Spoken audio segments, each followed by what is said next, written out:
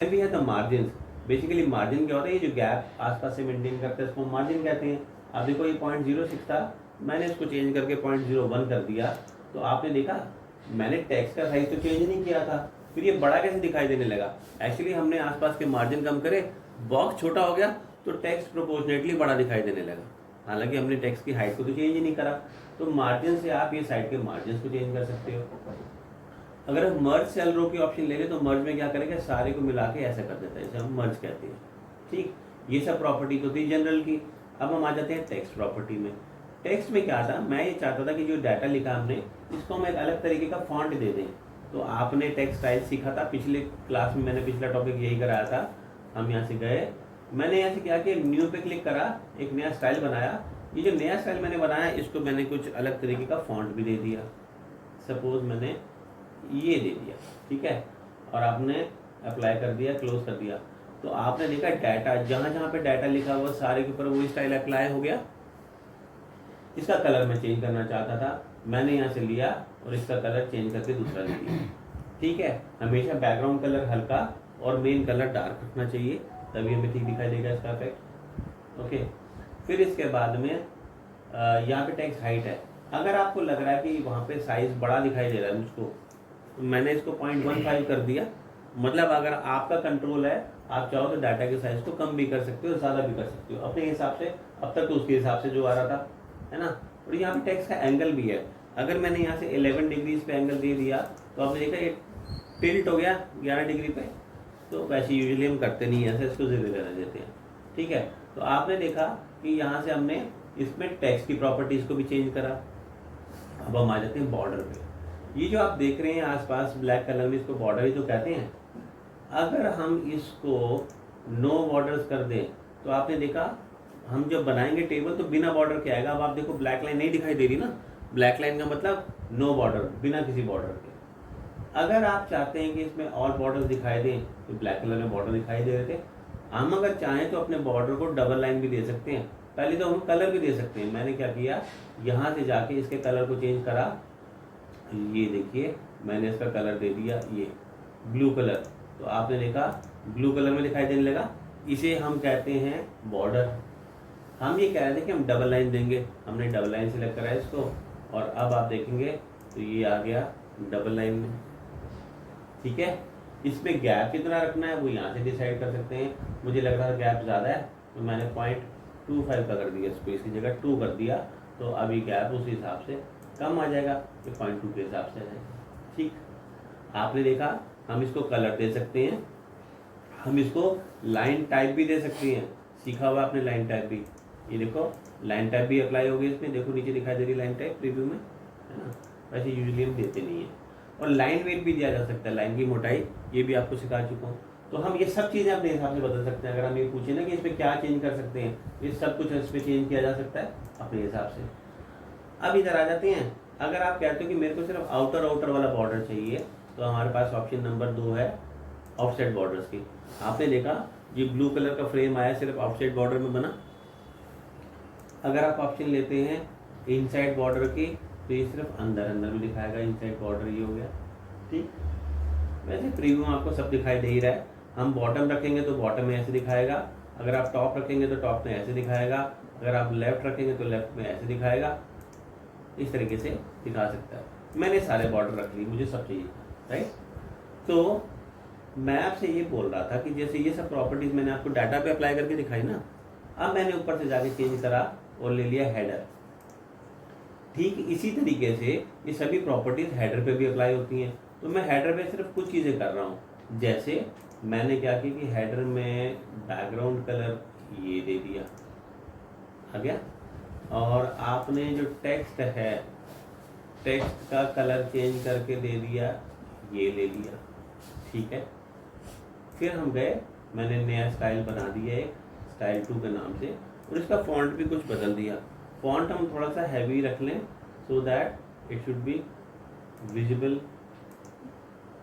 मैंने ये ले लिया, अप्लाई करा, आपने क्लोज कर दिया, तो देखो हेडर उसी हिसाब से बनकर आ गया।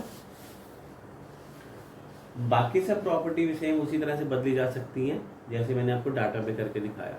ठीक है, मैं इसको रिपीट नहीं करूँगा। फिर हमने यहाँ से ले लिया टाइटल। ये ले लिया मैंने टाइटल। टाइटल में जाके हमने फिर से बैकग्राउंड, मैं सिर्फ 2-3 चीज़ें बदल रहा हूँ उसमें। एक तो मैंने बैकग्राउंड बदल दिया इसका, और एक हमने इसका कलर बदल दिया।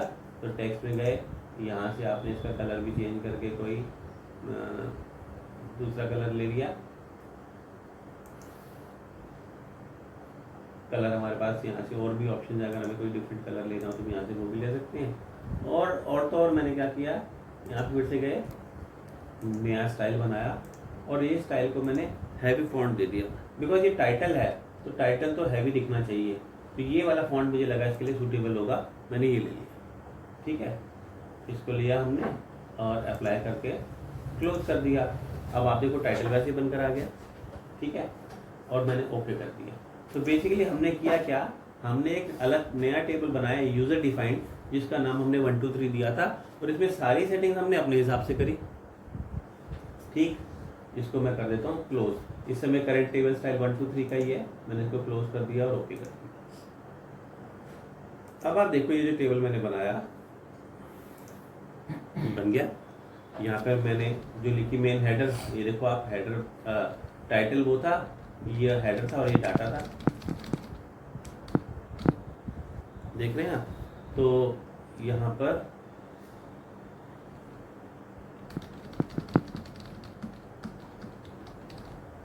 करेक्ट, ये मैंने लेके इसको अप्लाई कर दिया।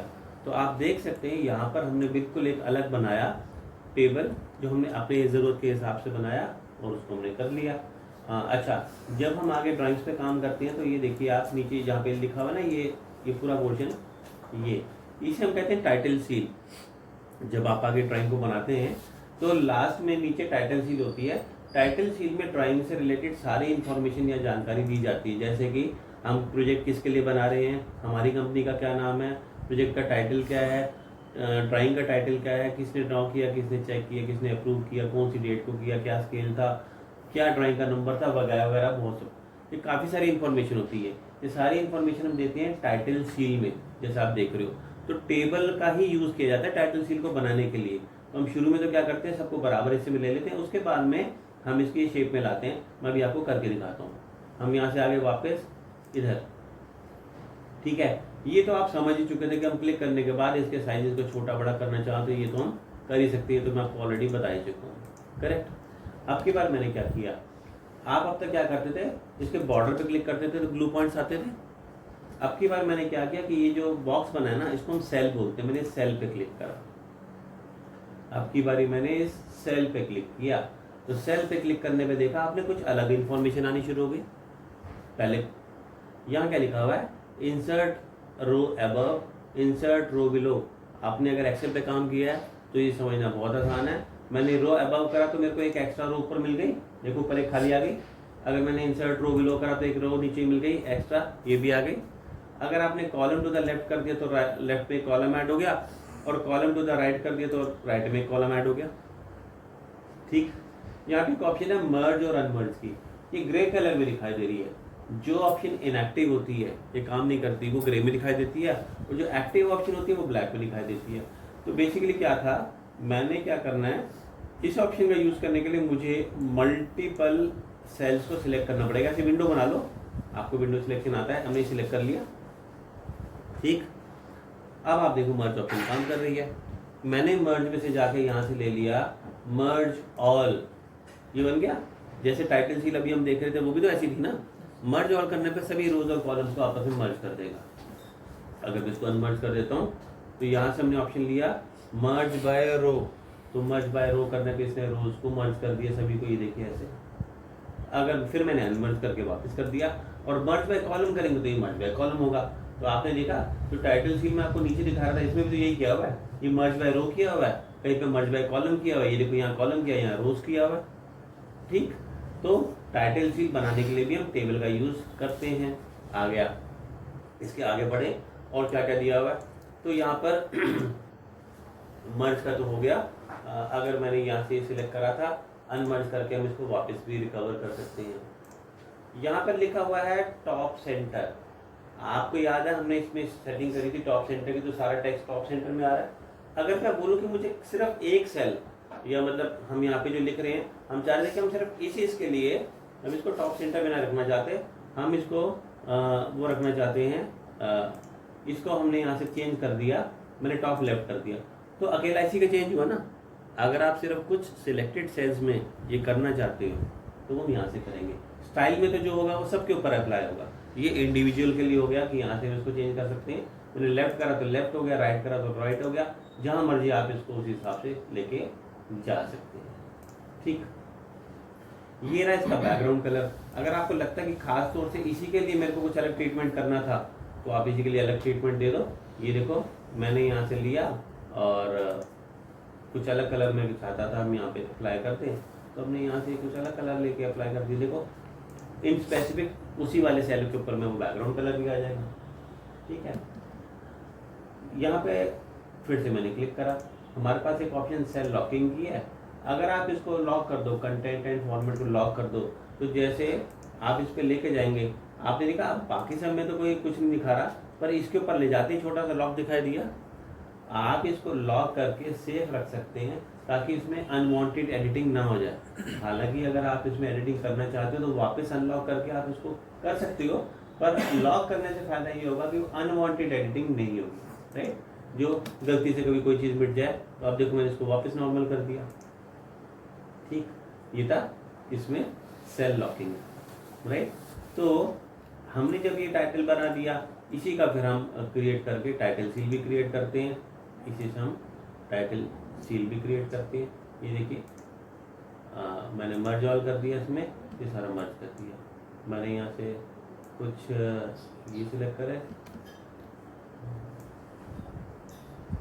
ये सिलेक्ट करा, यहाँ पे मैंने मर्ज बाय रोज कर दिया या मर्ज बाय कॉलम कर दिया, ये हो गया।